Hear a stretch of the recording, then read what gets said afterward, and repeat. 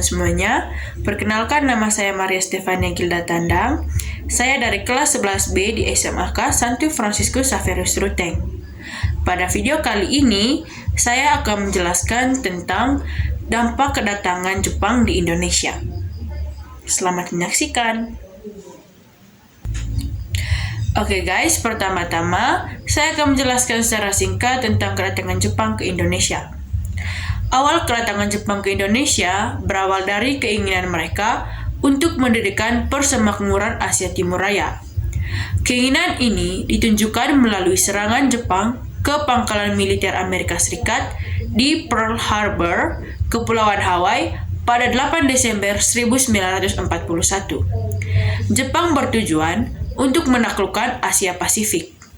Kemudian pada 11 Januari 1942, Jepang tiba di Tarakan, Kalimantan Timur, dan mulai menguasai kota-kota di sekitarnya. Pada 4 Februari 1942, Jepang turut menguasai kota-kota lain di luar Kalimantan seperti Ambon. 28 Februari 1942, Jepang tiba di Pulau Jawa, tepatnya di Teluk Banten, Jawa Barat, dan Kragen, Jawa Tengah. Dan pada 8 Maret 1942, Belanda menyerah tanpa syarat ke Jepang. Dan Jepang mulai menguasai Indonesia. Setelah mengetahui sejarah awal kedatangan Jepang, kemudian saya akan menjelaskan dampak positif dan negatif kedatangan bangsa Jepang.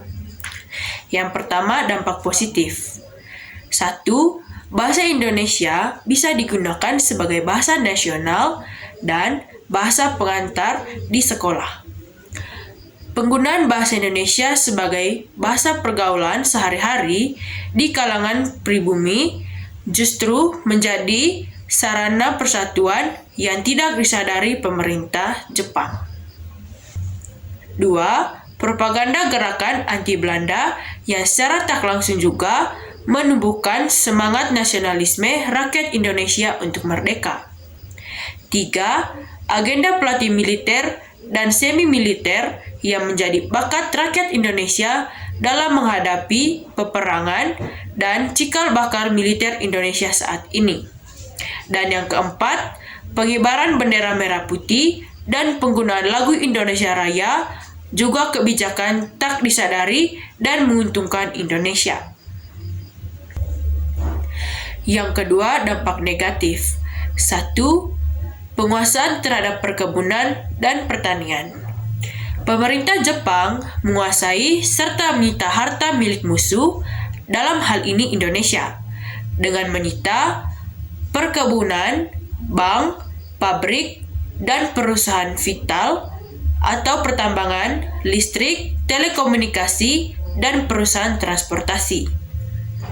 Kedua, penguasaan terhadap keuangan dan perdagangan. Pemerintah Jepang berusaha mempertahankan nilai gulden atau rupiah Hindia Belanda. Bank-bank Belanda dilikuidasi dan digantikan dengan bank-bank Jepang, seperti Yokohama Ginko, Mitsui Ginko, dan Kana Ginko. Tak hanya itu, pajak dipungut dari berbagai sumber, termasuk pajak penghasilan, dan ada perbedaan pajak antara orang Eropa dan Cina. Ketiga, pengawasan terhadap pendidikan.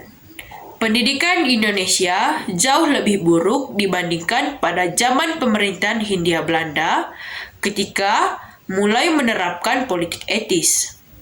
Jumlah sekolah dasar dan sekolah lanjutan menurun.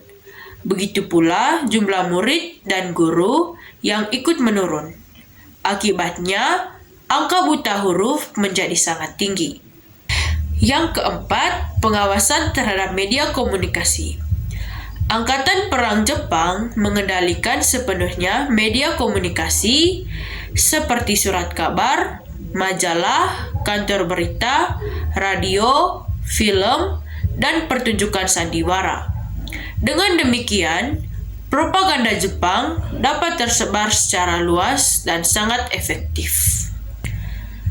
Dan dampak negatif yang kelima adalah rakyat hidup lebih sengsara.